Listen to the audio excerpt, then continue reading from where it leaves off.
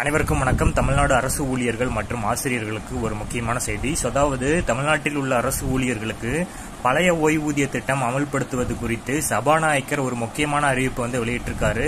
அது என்ன தகவல், அதை பத்தின முழு விவரம் என்ன, எல்லாமே இந்த வீடியோல பார்க்கலாம்.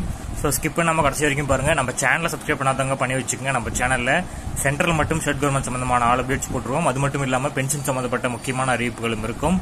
மறக்காம நம்ம சேனலை சப்ஸ்கிரைப் பண்ணிருங்க. வாங்க வீடியோக்குள்ள போலாம். ஃபர்ஸ்ட் ஆஃப் ஆல் பாத்தீங்கன்னா, மத்திய மற்றும் மாநில அரசு ஊழியர்களுக்கு கடந்த 2004ஆம் ஆண்டு முதல் புதிய ஓய்வூதிய திட்டம் அமல்படுத்தப்பட்டது. ஆனால் இதில் ஊழியர்களுக்கு நிலையான ஓய்வூதியம் கிடைக்காததால் மீண்டும் பழைய ஓய்வூதிய திட்டத்தை அமல்படுத்த வேண்டும் என அரசு ஊழியர்கள் தொடர் போராட்டம் நடத்தி வருகின்றனர். இதன் அடிப்படையில் சில மாநிலங்களில் பழைய ஓய்வூதிய திட்டம் அமல்படுத்தப்பட்டுள்ளது. இந்நிலையில தமிழகத்தில் திமுக ஆட்சிக்கு வந்தால் அரசு ஊழியர்களோட கோரிக்கையை நிறைவேற்றும் வகையில் பழைய ஓய்வூதிய திட்டம் அமல்படுத்தப்படும் என்று தெரிவிக்கப்பட்டிருந்தது. ஆனால் ஆட்சி அமைத்து 2 ஆண்டுகளுக்கு மேலாகியும் தற்போது வரை இதற்கு எந்த ஒரு முடிவும் கிடைக்கல.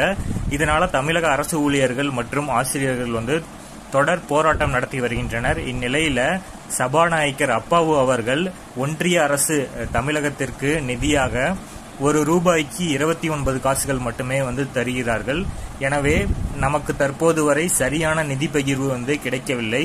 ஒருவேளை இனிவரும் நாட்களில் நமக்கு போதிய நிதி பகிர்வு கிடைத்தால் நிச்சயம் தமிழக முதல்வர் பழைய ஓய்வூதிய திட்டத்தை அமல்படுத்துவார் என்று அதற்கான வாக்குறுதியையும் நிறைவேற்றுவார் அப்படிங்கறத அப்பாவு அவர்கள் தெரிவிச்சிருக்காரு. அதாவது மத்திய அரசிடமிருந்து ₹1க்கு 29 காசு மட்டுமே வருவதனாலும் இதனால் நிதி நெருக்கடி சூழ்நிலை ஏற்படுறதுனால இந்த பழைய ஓய்வூதிய திட்டத்தை அமல்படுத்த முடியல அப்படிங்கறதையும், இந்த மத்திய அரசிடமிருந்து வரக்கூடிய இந்த தொகை சரியாக வரும் பட்சத்தில் பழைய ஓய்வூதிய திட்டம்